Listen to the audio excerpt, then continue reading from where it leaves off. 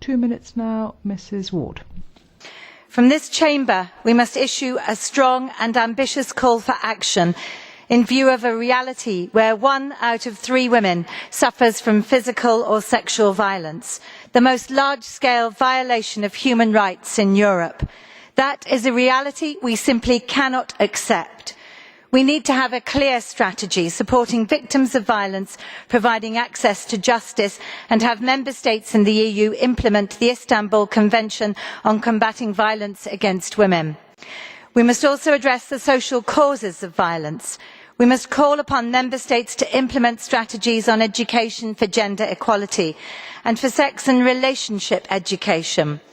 Educating children and young people to respect one another, educating for reciprocity and consent is the key to combating the sexist cultural attitudes that enable violence. We must call for education against gender stereotypes, homophobia and transphobia. We must also look to raise awareness and hear the stories of women in marginalised communities and their daily struggles. Women asylum seekers, migrants, women in rural communities, Roma, minority women.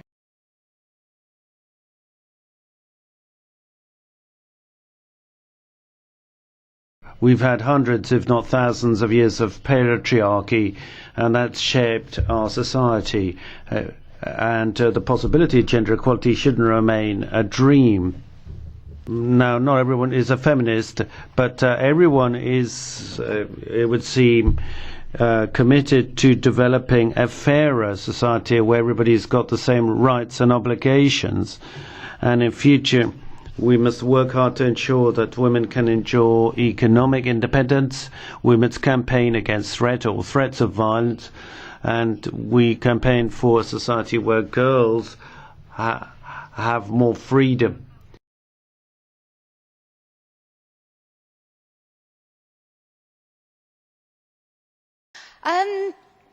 You just quote feminism. You were just talking about feminism then and discrimination.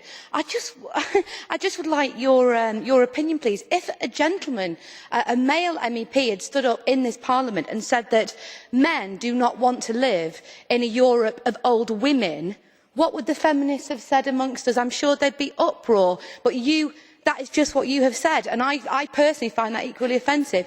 I think discrimination has to work both ways, and as a feminist you can't stand there and make statements like that without then having the contrary backing it up. So to my mind, to say that women don't want to live in a Europe full of old men is just the same as a man standing up and saying a man doesn't want to live in a Europe full of old women. Can I say this once and for all? I mean, we get many questions from the EFDD group. I'm happy to admit all of them.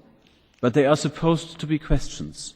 What is the reality in your mind or not is not the question. The question is to be asked to the previous speaker in a precise and short manner so that she can answer. So please, do answer the non-question. In an equal society, I wouldn't dream of calling anyone anything. But in this society, I have been fighting for women's and girls' equal rights long enough, and I have met a lot of resistance, and believe me, that resistance is mainly from older men. And in this chamber, it's even more true. So I'm not taking it anymore. I'm not having it anymore. And I can name something for what it is. We see a lot of male resistance to gender equality in this room, and it has to stop. I want equality also in this chamber, by the way. Quote us tomorrow. Thank you. Thank you very much.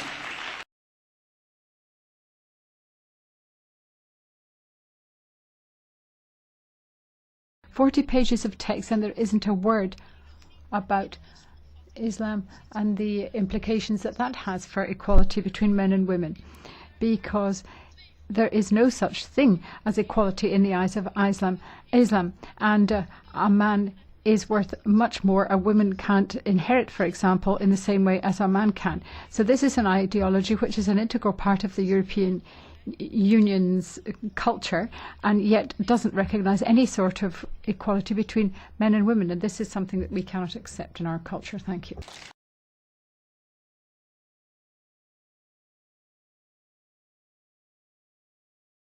Now, paragraph 56 calls for the EU Commission to create best practice models of sex and relationship education for young people.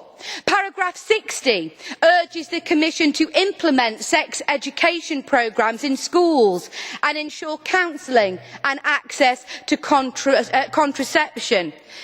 It is outrageous, absolutely outrageous, that the EU seeks to interfere with member states' education systems, especially with regard to sex education.